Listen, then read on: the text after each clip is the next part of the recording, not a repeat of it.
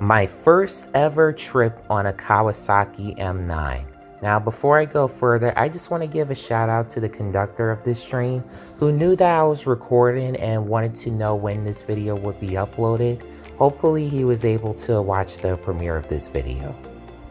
We did get into a good conversation between him, myself, and the engineer. Yet I didn't want that to be heard in the video to conceal my identity, his identity, and the engineer's identity. That's all. So when I uploaded my M7 versus M9 video, I have yet to take an M9 around that time. So this was definitely a good opportunity. So before taking this train, I really thought that the M9s would have an interior similar to the M7, so I was mentally preparing myself to sit in the seat facing the engineer's cab on my way to Penn Station. I was wrong. How so? If you have yet to take an M9 and you're over 6 feet tall like myself, prepare to have little to no leg room. Additionally, to compare and contrast between the M7s and the M9s, there's one more additional seat right by the window behind the engineer's cab. And they all face away from the engineer's cab. Additionally, if you may be overweight or perhaps confined to a wheelchair, it would be a challenge to go through the aisle, let's say from the front of the rail car towards the back, because the aisle is really narrow, to be honest. Altogether, what may be wrong with the M9s, I'm not blaming Kawasaki at all, because Kawasaki is a good company. Seriously, if I was old enough at the time when they were finding someone to build the M7s and basically I had a certain level of seniority, I would have had Kawasaki build the M7s only because they built the C3s. Personally, I wouldn't mind having everything from one company. And it's nothing against Bombardier because they were a good company back when they manufactured rail cars before their rail division was taken over by Alstom. In fact, I'm still wondering if Alstom still manufactures the Inovia, ALP, and multi-level series respectively. If anyone knows, please tell me in the comments. In reality, all the faults with the M9s is really the fault of the Long Island Railroad. Now, not necessarily the crew members that offer suggestions, because my dad was among the ones that offered suggestions for the M9s that are actually good. It's really the fault of the employers themselves. Now, why do I say that? The Long Island Railroad has a rather unfortunate reputation of being rather indecisive, dissatisfied, and known for basically aggravating some of their assets, including whoever manufactures their trains. Why do you think Bombardier didn't build the M9s? Because there was a series of problems with the railroad and Bombardier when they were asked to build the M7s, Bombardier I mean. In fact, while the M9s were being brought on property little by little, the railroad kept annoying Kawasaki with some of the specifications that they wanted. In fact, it was coming close to a point where Kawasaki was going to say, "We're not going to build any more trains for you." Because while they had to make changes, Kawasaki loses money.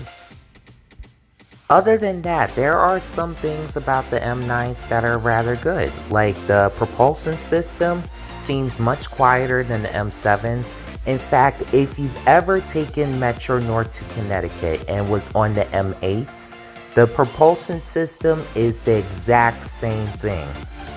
Which is no surprise because the M8s were built by Kawasaki too. And commendably, with more chairs in the M9s than in the M7s, I didn't hear the propulsion system as much. In fact, the more fabric that there is available, the more sound waves are absorbed. How come whenever you know someone to like scream really loud, whenever they, for instance, scream into their pillow, there not so much of the sound waves travel? Because fabric absorbs sound waves. Additionally, the brighter interior thanks to the LED lights of the M9s does give off a somewhat brighter mood. Admittedly, brighter LED lights does have their disadvantages, especially if you cannot handle LED lights, or bright LED lights that is, not necessarily the warm ones. Yet it does give off a still much of a brighter mood than, let's say, the older equipment. In fact, when much of an area is generally brighter and not so much dark much of the time, it does change a certain mood in the human brain. How come you think there are more crimes on the subway than on the commuter railroads, for instance? It's because much of the commuter railroads have their trips outside instead of underground. Additionally, I don't mind the sliding mechanical doors to go from one car to the other, even though for maintenance reasons, that's one thing I don't like so much. Additionally, to have lights on to go from one car to the next is pretty smart, and I must commend the railroad for that. There are also some other features that I wasn't able to record, and in fact I didn't even record the doors that I talked about. But either way, like everything that's great about the M9s, I'm commending both Kawasaki and the crew members. All of the disadvantages with the M9s, it really goes to the Long Island Railroad, to be honest. Now, maybe things will be better for whoever may have their next equipment, which will likely replace the DE and DM30s along with the C3s. Personally, I wouldn't mind if both the Long Island Railroad and Metro North acquire some Siemens Chargers and venture cars, but that's just me. Either way, here we are at Penn Station, and for everyone watching the premiere or otherwise, the trip I took on the City Zone will be available in a few minutes. So you'll watch me go back to Jamaica, which will be the conclusion of the Jamaica Queen saga. And because I was able to record at Penn Station earlier this year, I didn't mind waiting for my train to depart, only because the next time I really want to record in Penn Station is when the Avalia Liberty starts revenue service, which should be sometime during this coming summer. Either way, what are your thoughts on everything that was mentioned, especially with my trip on the M9? Tell me in the comments, and remember to like, share, and subscribe. Also, follow me on social media where I talk about similar topics.